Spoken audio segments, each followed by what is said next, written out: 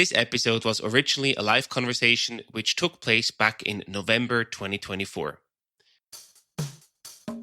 I suggest anytime you're getting ready to raise a round, talk to your existing investors, like utilize them, walk it through with them what your plan is, talk to them about the things you're worried about, like that one, like could this impact me negatively? What should we do about it? So utilize your friendly investors, utilize who you already have on the cap table to gain these things through.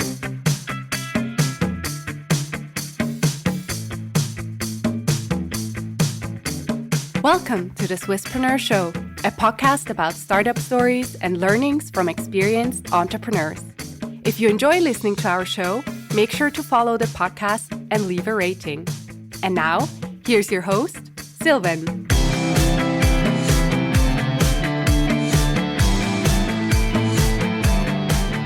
Very well, welcome to this live stream, to the webinar today. We're going to talk about how much money you should raise for your Series A or Series B, and we want to focus on the investor perspective. And we have two amazing guests here. Of course, Laurent is back here from Holy Code, but also Arijana from Dart Ventures. And I'm going to start with you right away with the first question, Arijana. You're the managing partner at Dart Ventures. You're a San Francisco-based VC fund helping European companies break into the US market. And you've been working together with Sophie for about 5 years now, I think. She's also resident guest on the Swisspreneur Show and webinars, etc. So I wonder, what makes the two of you a strong and a great team? Yeah, I love that question. Thank you. Sophie Lamparker is who I co-founded Dart with, and we've actually been collaborating for 7 years already, 5 years investing together. And I think what makes us a great combo is that we're very different. We have really complementary skills and tasks and things we like. She is much more extroverted than I am. She loves to network, to be out there. She's the one with the big vision. I'm great at execution and strategy and thinking things through. And so, especially when we started and it was just the two of us, it was really helpful to have different skills and different likes. But where we do come together is on values. We are 100% aligned on the things that are important to us, like transparency and trust. And I think that's also what makes our collaboration work well. We're quite honest with each other. Everything's open. And that's been working really well. I think that's the perfect summary of a great team. Shared values and complementary skill set. Amazing. Laurent, over to you. I mean, by now and also already before, everyone knows who you are. They probably also follow you on LinkedIn, I assume. So recently you mentioned that the Swiss startup ecosystem is still in a recession as of 2024. How do you think the companies and especially the startups will adapt in or during that recession? That's a good start. Always sharing the positive news, Sylvan. Yeah, I honestly believe that it's still the case, unfortunately, especially in Switzerland. And I feel we're a bit lagging behind. US was hit with the startup crisis 2 years ago. So was Berlin and London. I think a lot of those places have recovered by now quite strongly. Whereas Switzerland, I still see that, we're still in a decline in most cases. So what I'm seeing a lot is companies actually going international, going to the US earlier, trying to hit Germany or UK earlier, actually going for investors from those markets even earlier. So yeah, I think it's a bit of a brain drain, not in the sense that the companies leave the country necessarily. There, maybe Arijana knows more about it than me, but definitely in terms of which markets that they're focused on. It's much more globalized. So let's dive into the focus topic of today after these two quick intro questions. So we want to talk about how much should I raise in a Series A or Series B and focus on the investor's perspective. So let's say we achieved product market fit. We have a sales team in place. We have a product that is scaling, but now we need some funding. Last time, Laurent, we discussed fundraising from a founder perspective. So let's switch the gear here and focus on the investor perspective. And Arijana, let's dive into the sort of the get-go here. What is the expected range of a Series A round size in today's market? Because I know that also quite shifted a bit over the past few years. Yeah, so we have the Startup Radar, which is great at providing us the numbers, and 5 to 15 million, I would say, is the range. And that's quite a big range, you'd say. I think the reason why it's such a big range is because some of the rounds have gotten smaller. A lot of startups are trying to raise just what they need to hit the next milestone. There's a lot more bridge or pre-series A rounds, which is what I think has kind of widened this range. So what we're seeing is somewhere between 5 and 15 with some outliers, 20 plus. Got it. And Laurent, how does that look for a Series B? Is that a similar range that we're talking about here? It's actually much bigger, I would say. So the data that I dug up on it is that the average Series B round is around 15 millions, but the top 10% raise more than 60 millions. So you can see that the gap widens massively further down that road. And I think it just continues after it's also at the Series C that those ranges start increasing ever more. Yeah, it's really sort of the differentiation between are you going to build a big or a really, really big company? And you also need massively more funding for that. Arijana, then when you take on investors, one of the first things that we often talk to from the founder perspective is, okay, I need to give up money and also I need to give up shares for the money that I want to get in. So I get diluted. What percentage of equity should you expect to give up in a Series A as a founder? Because here you really have the investor perspective. So you could also say, hey, in a Series A, an investor wants X%. But what is sort of the dilution to calculate with for Series A funding round? You would typically expect roughly 20%. I'd say it's somewhere between 15 and 25. It's been more between 20 and 25, I think, in the most recent years. And I think that's also the reason, again, for smaller rounds, right? Taking in less capital before any major milestone will allow you to keep the valuation low now, but then raise a smaller amount at a higher valuation later, protecting your own equity. So the times of really big rounds and bloat are definitely over. So doing smaller rounds helps you to protect dilution.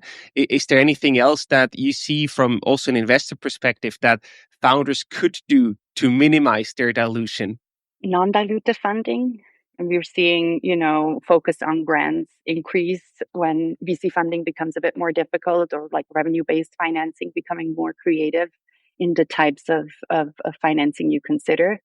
And then the one thing that I find often missing when thinking about the round is, how will what I decide today or the terms that I agree on today impact my future rounds? And that's something to keep in mind. You don't have to just make it work in today's round, but how will the Series B or C investor look at the cap table and look at everything that's been done before? Maybe we can dive into this a bit more. Like, what are some mistakes that you see founders make in that sense, or that you as an investor then say, well, with this, it will be very, very difficult to raise additional rounds, or you have to do a big cleanup. What are the pitfalls here that you just mentioned? I'll maybe give you a concrete example from one Sure. of our portfolio companies that had the option to occur an interesting type of debt. So they had a partner that was paying a certain rate for a product, and it was clear that that rate is going to go down and they're going to have to pay something back. And so they were thinking about that early on, and they called and they said, hey, if we start a financing round with about 800K in debt, if we start a Series A round of, let's say, 6 million or 7 million, but the first thing we need to do is use a portion of debt to pay back this debt, will this have a negative impact? And yes, it will. It obviously depends on what's the ratio of debts to the round that you just raised. But those are the things that I suggest anytime you're getting ready to raise a round. Talk to your existing investors, like utilize them, walk it through with them what your plan is. Talk to them about the things you're worried about, like that one, like, could this impact me negatively? What should we do about it? So utilize your friendly investors, utilize who you already have on the cap table to gain these things through and set yourself up with a good strategy. Yeah, because you're already playing on the same team, so you want to see the company succeeds. That's very helpful. And another follow-up question on that is, often early on, founders are very worried about the cap table and having it as small or as lean as possible. How big of a role does that play for the Series A or Series B rounds? Is that still something that can really mess up the whole round if you don't have a clean cap table? Or what role does the cap table and the allocation play in that sense from an investor perspective? An important role, an important role. We've seen rounds fall apart because of simply expressed cap table issues. For example, having a lot of individual small investors on a cap table, like reaching a Series A with a cap table that already has 80 individual people, potentially with different terms, that will impact your ability to raise the next round for a couple of reasons. One is a messy cap table makes decision making more difficult. But the other is also that with every new round you go into, you want the existing shareholder pool to participate, right? An A investor is going to ask you how much of the existing shareholders are participating and what are they contributing. And if you have, for example, 60 angels on your cap table that are no longer able to participate in an A round because the ticket size is too big for them, the signaling that you're sending to the new investor could make it a bit more difficult. So you have to always explain, oh, these are, they have limited pockets and they've reached their abilities. You can do this. Sorry, Silvan. One of the good things you can obviously do there is pooling as many of those investors as you can early on, because doing that later on is very difficult to achieve. It's still possible, but try to pool everyone from the start that is not really serious on your cap table. If you achieve that, you should be fine from that perspective. Yeah, good point. How do you pull them? Just out of curiosity, do you pull them and say, hey, we still have them on the cap table, but we pull them that there's just one person representing the whole pool? Or do you pull them in a hard way that they don't even show up on the cap table anymore? Because there are different ways to achieve that, right? What is the best practice that you see? Maybe Arijana knows more about that, because I've seen a couple of those cases, but in the majority of the cases, everyone that is not supposed to be, for their name or their expertise on the cap table is pooled into a pool where you're not showing up. You still have to disclose who is in this pool to the investors afterwards, but there's just one representative on the cap table. Yeah, a couple of different ways. Often we see friends and family represented by one of the founders. So you'll see share class X represented by CEO. And then, you can, of course, see who's behind it. Sometimes we see syndicates, a plug for in your direction, right? Pooling angel investors through a syndicate. Also, Omnium and full disclosure, also a plug because I'm on the board there. They basically offer the digital capital increase where you also pool all of your investors and tokenize them so you can easily deal with a diverse cap table. So there's different ways of achieving that. But Laurent's point is really important. You got to think about that at the seed stage already, not when you're already at an A round, because it becomes so much more complicated. And then you need everybody's buying and you need to reach all these people and get them to sign stuff. And that's just a pain in the butt. It is. Yeah. We've also been there with our first startup. We were way lower than 80, but still it was a big pain in that sense. This episode was sponsored by Property, the leading real estate agent for all real estate transactions with a comprehensive ecosystem.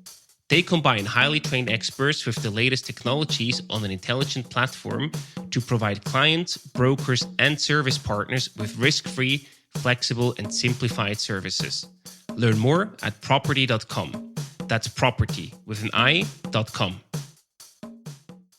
Laurent, the next topic I want to talk about is the company valuation. No matter what round you're raising, that's always sort of the hot topic or even the elephant in the room. So how do you assess your company's valuation at the Series A or Series B stage? It's not an exact science. Let's start there. Different investors, different markets, different growth rates, different business lines have different valuations. What I'm trying, when I'm looking at a company, let's say in the Series A, what I'm trying to look at first still is the team, because I think that's still very important at that stage.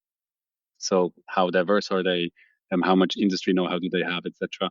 And then I look at the more hard facts, let's say ARR, churn rates, net revenue retention, growth rates. That's sort of what I try to look at in the Series A. For the Series B, where honestly, I'm not the guy that is investing anymore. That's out of my reach usually. But there, I think what the team part moves much further down. Also, Kai from Oviva told us that last time. It's much more about the hard facts, really, like ARR, growth rates, how close to profitability are you? For SaaS businesses, it's usually the rule of 40 that comes into the play. And then afterwards, it's like the team, basically. So yeah, that's how I look at it. But I'm not as professional as Arijana. You meant, Laurent, you're not investing in Series B rounds yet. That's yet to come, I imagine. Let's hope so. Okay, let's move on with that topic. So the science, there's no real science behind it, it's more art. And from an investor perspective, Arijana, just curiosity, how do you go about that valuation? Because it is not a science, it's art. Do you just sort of blend that all in what Laurent just said, or do you apply a certain specific valuation concept or formula or anything of that sort to try to bring everything together? I think that was one of my biggest surprises when I started investing. I was first spending too much time trying to use some kind of scientific method to come up with evaluations. But you know what? We invest in early stage, pre-seed and seed. And there's, I think, two main factors. And we're still fully focused on the team because Laura is right. The later stage you go, the less that becomes a focus. But for us, that's a big focus. And then it's just founder market fit. And then you're looking at comparables. What were the other 5-6 startups you saw in that space coming out of ETH? Where were their valuations, and how much ownership does the founding team still have? So you want to be again within that balance of those 15, 20, maybe 25%. But it's more getting that in a balance, like evaluating technology and pipeline and all of that. But if I understand that correct, it's also a bit of a negotiation game, basically. And whoever has a bit more power or wiggle room in that sense, they will probably get a bit of a better deal. That's pretty much it. And then for everything else, you just have to do your due diligence to ensure that you don't discover any red flags that would go against investing in that company. Yeah, but to be honest, the times of a startup having 3 or 4 term sheets to choose from are not the current times. So I feel like there's much less negotiation going on valuation and more negotiation going on all these other terms like liquidation preference and like founders vesting and all these other terms that are often neglected by founders but can have a huge impact later on. Like valuation is just a small portion of the game.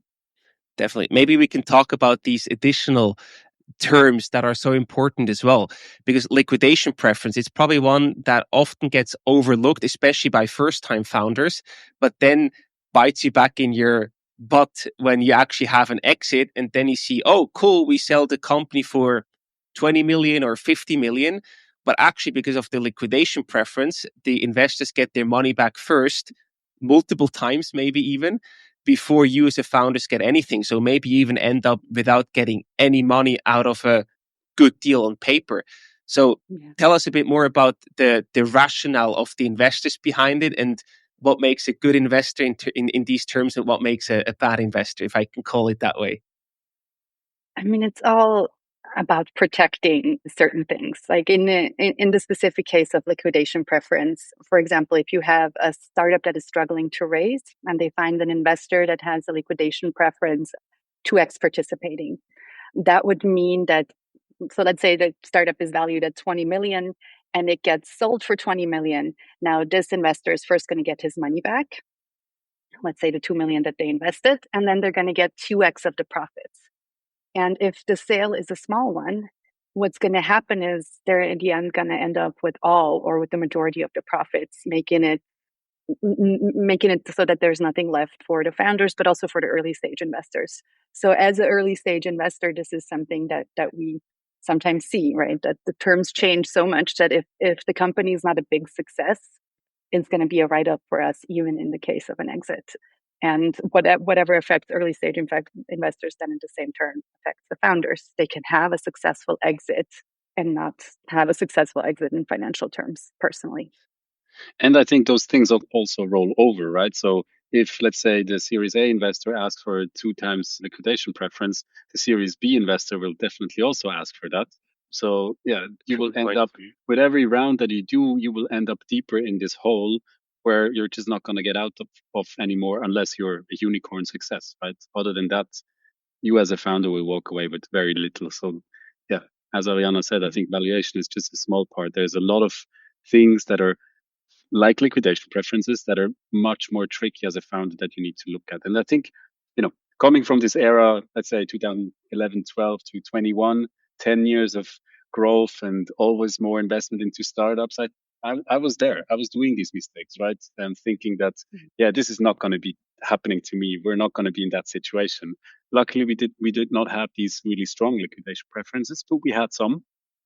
For us, it turned out well. But everyone that is now trying to raise from the old world, basically, to the post 21 world, they're going to be in a very, very tough situation based on these multiples, valuations, and liquidation preferences that they have. So I think today founders are much more aware of this than they were 4 or 5 years ago when everything looked more rosy and shiny. Mm-hmm. Which is also a good thing. It's sort of maturing up the ecosystem a bit. Arijana, is a 1x liquidation preference, so the investor get their money back, but not more than that first. Is that still something that is common, or is that getting more and more difficult because the investors just have more power these days? We're definitely seeing more non-founder friendly terms than we've seen in, let's say, 2021. And we've looked at one term sheet one of our startups received with a 2.5x liquidation preference, with participating with restarting of the founders vesting, and the founders have been added already at 7 years almost, with some payback provisions where, like, if some milestones are not reached, the company would pay back 2 times the investment that they've gotten. Wow. So this investor basically, and this is $1 billion fund, like, they're not new to this game. They know exactly what they're doing. And they basically wrote a term sheet that ensures that they get at least their investment back, and usually with an upside, no matter what happens to the company. And when you play out the different scenarios, we had to come to the conclusion together with the founders that it did not make sense to take this investment at all, because there was no scenario, unless like a huge exit, that would benefit early investors or founders.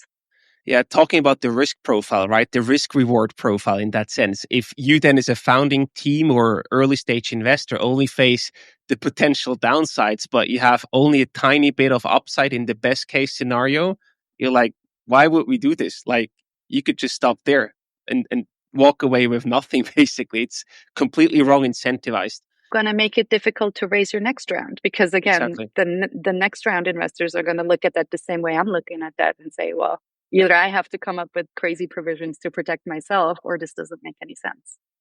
That's crazy. And Laurent, Arijana mentioned before that the times have changed a bit. So I wonder, in that sense, do we also see more that it's important to now have a clear path to profitability versus aggressive growth that might have been the case before COVID or during COVID? I see Ariana nodding. So if I say no now, I'm in trouble. No, I'm kidding. Obviously, yes, that's the case. I mean, there's 2 things. One, I saw quite a big movement in the last couple of years towards more bootstrapping your company, right? To really be profitable from the offset and not having to go under such crazy terms. That's the first part. And yes, secondly, it is much more important now to have clear path to profitability. I see a lot of founders actually talking about, I'm just going to raise 1 round and that will enable us to become profitable and then grow from there. Maybe we grow slower, like a bootstrap company usually, but at least we have our fate in our own hands. So yeah, that has become a lot more relevant, unless you're in deep tech and AI, which in my opinion currently is still, the hot markets where everybody's trying to invest into. And there it's still the same thing, right? It's a land grabbing exercise. Who can grow the fastest and secure the most important clients and deals out there in the market. So a lot of them, not all of them obviously, but a lot of them there are still really growth driven. But any other area right now is much more about becoming profitable and showing that you can become profitable quite soon. I love this just raising 1 round strategy. I think that's a new, very attractive path for early stage founders. Arijana, we already talked about the term sheet. That can be a deal breaker, but what are other deal breakers for you when it comes to looking at the potential investment? Now, thinking about, I know it's not your focus, but think about Series A or Series B. What could be potential deal breakers from an investor's perspective? I think, to me, the biggest deal breaker, regardless of round, is like lack of transparency or dishonesty. Right? It's obviously important that when you're pitching, you're highlighting the positive aspects of everything, and that you're positive and that you don't seem desperate even when things are tough. But when I dig into a data room and dig into your strategy and all of that, I should not find a very different picture than what was pitched. So it's a fine line of being positive and highlighting certain aspects without becoming dishonest or deceptive. And then I don't know if this is a personal thing or not, but a sort of a messy or unorganized process always worries me a little bit. Like, I have chaotic days. We all have days where we're just not 100%. So there's always like, okay, let's have a second call and see if they got their ish together a bit better. But if the whole process is unorganized or chaotic, then I worry if that transfers into all aspects of the company. Will you be able to sell good? Will you follow up with, your prospects? And so that's something that I find common across all of them, that sometimes like turns off the excitement. And if we lose excitement during due diligence process, that's a strong signal that we should not continue. Yeah, I fully second that. And I think closely linked to that is also communication. We always see that with syndicate applications for the Swisspreneur Syndicate. And there, if you don't feel that there's a good communication or the process is messy, as you just described, it's not going to, like, it just turns you off big time. You think this will never work, basically. Hopefully you're wrong, but it's a big turnoff. One thing in the process I also want to talk to you about, because sometimes the VCs give us positive signals. They say, yeah, we're interested, but they're actually not really interested. They're just being polite. And sometimes it's difficult to tell the difference as a founder. So first of all, why do VCs sometimes, sort of keep the door open, although they are not interested? And B, how can founders better recognize that to differentiate where they should focus their time, where it's worth their time, and where it's just a loss and they better cut the communication or the potential deal? To your first question, why do we keep the door open even though we're not interested? I think it's twofold. On one hand, the VCs really operate on FOMO, right? Fear of missing out. So there's always like an underlying, did we make the right decision here? Is there something that we're not seeing? Especially when, for me at least, when I see other funds that I have a huge amount of respect, when I like see that they're in, and then I'm like, yeah, but I'm not convinced. Am I missing? Am I the one that's missing something? So you'll still take the call because you want to make sure you're not missing anything. That's maybe the positive aspect. The less positive aspect is there is a lot of funds that are not making investments at the moment because they lack liquidity. But you can't say that, because if you say that, then your deal flow breaks in. So the moment you are liquid again, you don't have a good pipeline. So they keep taking calls to, keep up to date, to keep the ecosystem alive, to not be basically forgotten. So it's okay to ask investors, are you actively deploying capital right now? That's totally a fair question. It's when founders are struggling to raise, you can assume that it's also not the easiest for VCs to raise a fund. And like Founderful just raised 140 million, big shout out to them. But that's really, I don't think people understand how difficult that actually is to do, especially in Switzerland. Like raising a seed fund for 140 million is huge and really difficult. And so there is a lot of VCs that are struggling with their fundraise.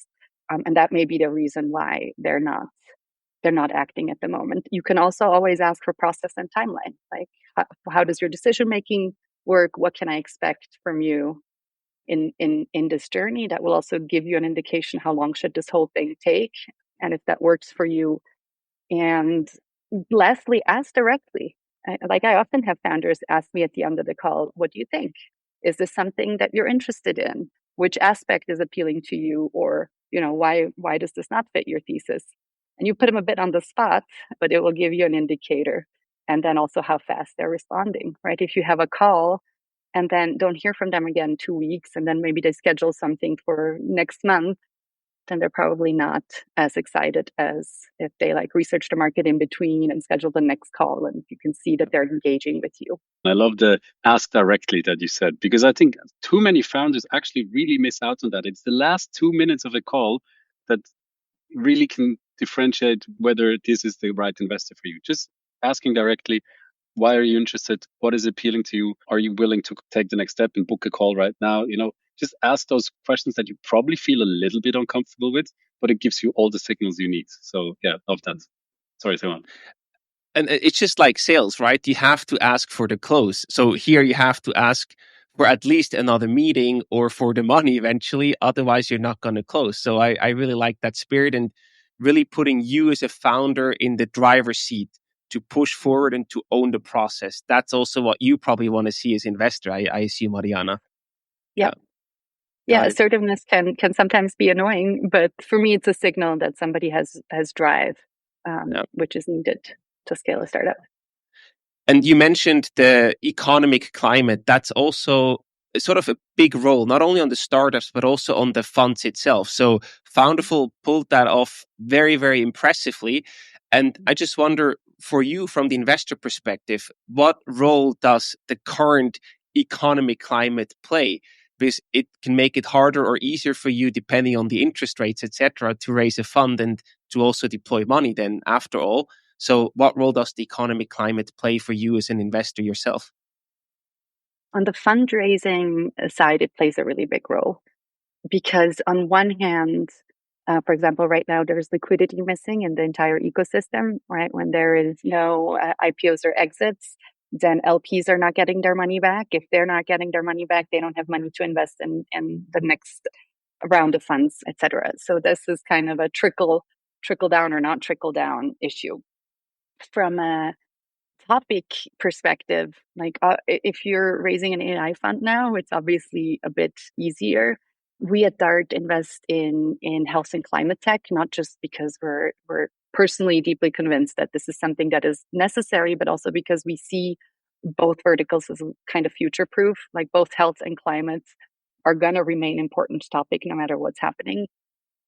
I think cybersecurity, but next to AI, is doing well. Maybe also not for the reasons that I'm excited about. But there are some areas that are growing and that they're doing well, and other areas like fintech, et cetera, or ed tech that are struggling much more. Makes sense. Yeah, it really also depends on the vertical and the sector that you're active in. Laurent, in that sense, we already talked a bit about the importance of the team getting less and less important, and sort of the hard facts, your KPIs more important as you progress further down the different fundraising rounds. But I wonder about the role of technology and innovation in the company versus the market execution. What role do they play along the sort of growth funding route? Yeah, also very difficult to frame it without being too simplistic. But I would say that at the end of the day, market execution is really what drives the value of the company, right? So you need to have a great idea. You need to have good technology. You need to have good product, but it's so often not the first one to the market that wins the market, but the second or third one that is actually doing it just good enough, but executing like hell. So market execution is definitely the more important thing. So I think it's really sort of like you have a great idea, you build a great marketing and sales on top of that, and eventually your product is not just mediocre, but you also start building a great product so that you have the long-term retention. That's usually what makes companies successful. Yes, there are these outliers that build a fantastic, hyped product from the start and they just grow massively. But I would say 90% of companies are actually, you have a great idea, you're becoming an expert at sales and marketing and really driving market execution. And through that, you're building a better and better and better product that over the long term just has a moat that is undefeatable, hopefully. I like that perspective because it also shows first you need to identify the problem, but then you can make money off that problem that you solve. And with that money, you can reinvest in more innovation. I think that's exactly the right cycle that it will then hopefully allow you to make even more money and reinvest or get acquired or whatever it is. So I like the three steps sort of that you just mentioned here. Yeah, and I think a lot of them actually fail at the last step in the end, because you're so good at you become great at sales and marketing, and you build a great team around that, and you start scaling, and your product has deficiencies, but you keep scaling on the same technology on the same base, and then a lot of them cannot make that jump. They just plateau out at some point. So I think the last one is also a very difficult one, but yeah, it's the third one, not the first and not the second one. I mean, there, just on this last topic, you could probably do a 2-hour podcast because this is probably then where it differentiates whether you're going to be an SME or sort of an okay company, or if you're becoming really, really huge. Because if you can do that innovation cycle over and over again, you're sort of becoming unstoppable. I wonder in that sense, Arijana, you also have competitors at one point, right? Maybe not so much in the beginning because you're doing it in a unique way or you have substitutes. But at least once you enter the growth stage, it's very likely that you have many other companies doing something similar to you or even identical. What role does competition and also the positioning and the differentiation play from an investor's perspective? Is that something that you really care about, or is it just simply not that important? No, it is something that we really care about. And again, for my perspective, we often look at the US competitive landscape a bit more than the European one. And specifically, we look at the maturity and funding of the competitive landscape. So even if there is not a ton of competitors, if they're really well funded already, right? If they're already past their Series B, but you're a seed stage company, it's questionable how much space you'll be able to gain or how much market share you'll be able to gain. So it's a mix of maturity and funding of the competition compared to the market size and growth of the market. And then another aspect, of course, that's really important is exit potential. That's one thing that startups often don't think about what a VC needs in order to be successful, and it's what they call fund returners. And so, does this company in this space with this team have the potential to return the funds? Basically, is one of the questions. And we invest in A rounds only as a follow-on, so it's never our first ticket. And so for us, it's a lot about the team's ability to execute and the traction they're gaining since our first investment. So there we're more focused on, okay, we know what your plan is, we know what your KPIs are, and how well are you actually at executing. Amazing. Makes a ton of sense. And I wonder if, Arijana, you have to give a tip to a founder preparing a Series A round now. What sort of recommendations or sort of good advice would you give them to say, hey, that's a good starting point. Here's my top advice for you to get ready for the Series A funding? It's not a very unique one. You all probably heard it many times before, but it's invest time in knowing who your ideal investors are. Don't spray and pray. You can shoot out 500 emails to a huge list of investors and have a very low success rate, or you can reach out to 40 and have a really high success rate. Like, those are arbitrary numbers, but my point is, research first of all what is the right investor profile, and then who are those people, and then for your for your top 8 to 10%, have a personalized approach. Look at what they've invested in before. Reference that investment. In the first line of the email, it should be clear to the recipient why they should continue reading. And we get such amount of spam. Like, I frequently get, on a weekly basis, get emails about startups that are raising C rounds of like 60 million when I'm running a 20 million fund. That clearly does not match. But because there's so many who just blast out every single investor there is in a universe, it makes it then more difficult for us to screen properly. So the earlier you can tell me why I should continue reading and why it's a match, the higher the success. And then also warm intros.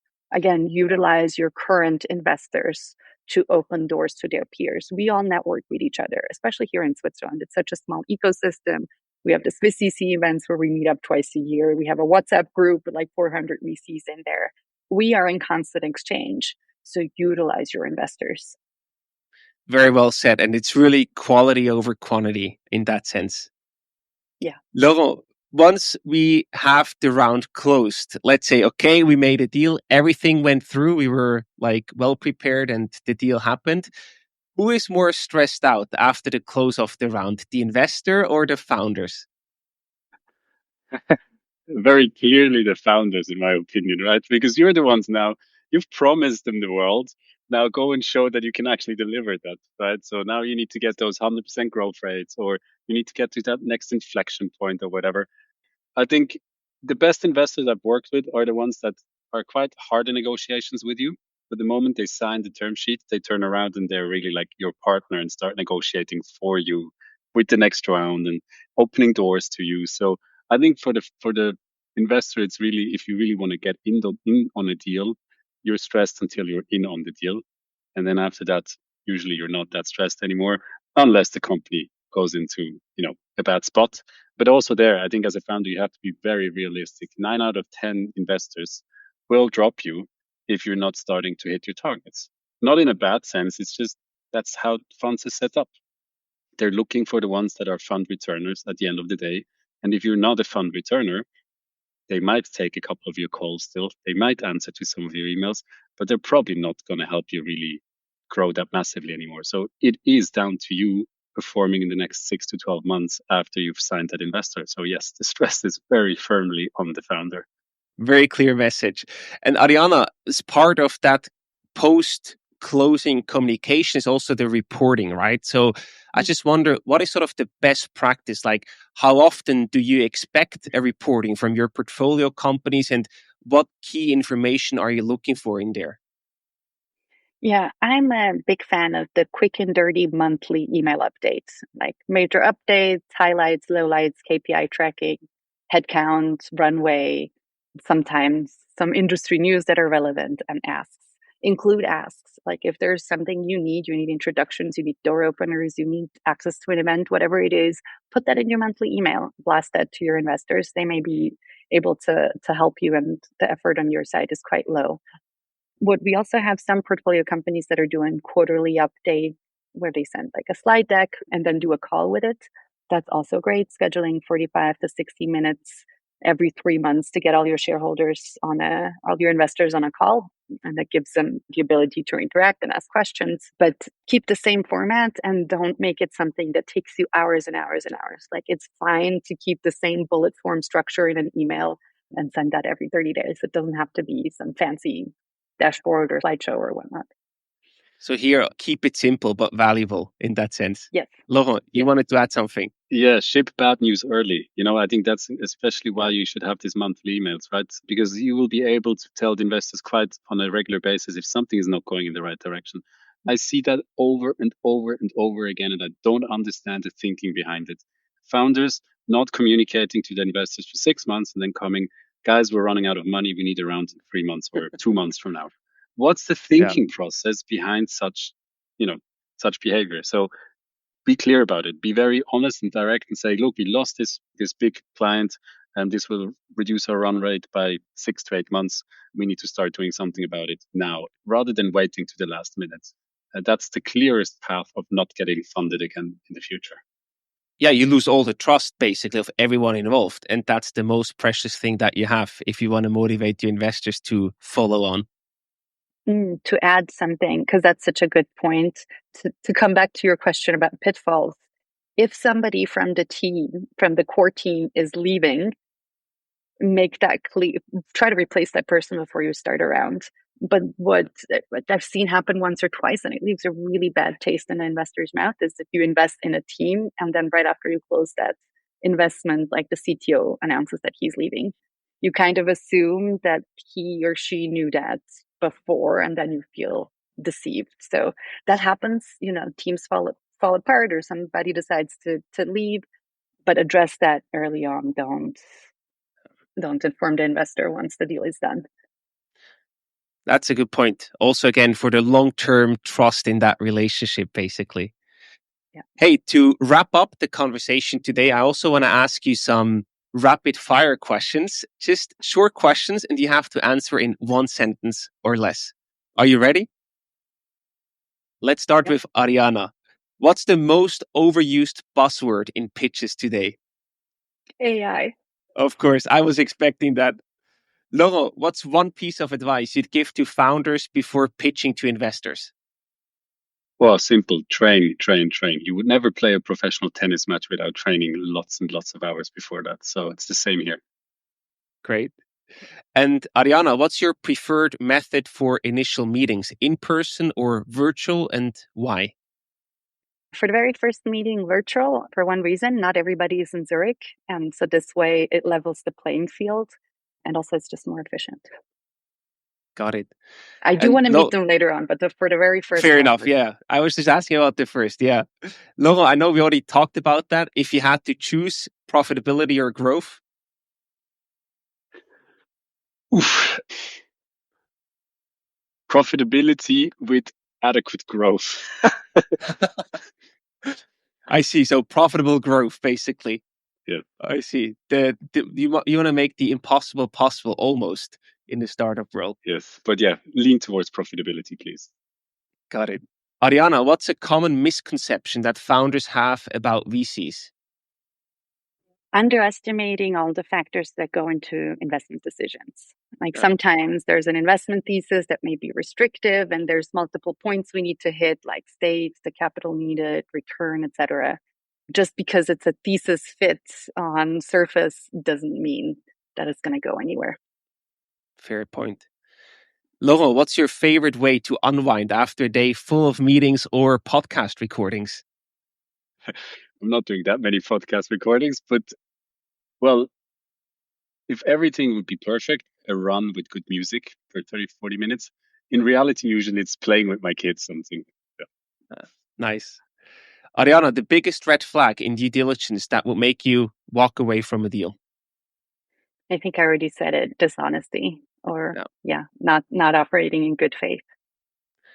And the last question I want to ask to both of you, just because there has been a lot of discussions recently, Europe or the United States. Let's start with Laurent and then with Arijana. To live, I still prefer Europe. For business, clearly US. That's also why Holy Code is now expanding into the US. Arijana? Say definitely Europe.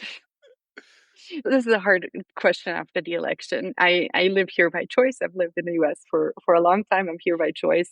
And when it comes to doing business, sure, from an opportunity perspective, yes. From a protection perspective, not necessarily. No.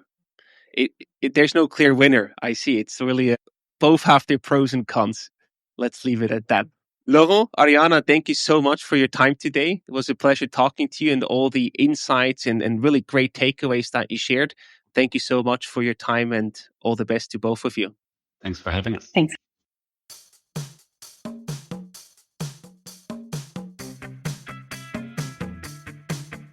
We hope you enjoyed today's episode. If you did, you can support us by rating our show on Apple Podcasts. This way, we can reach an ever-growing number of aspiring entrepreneurs.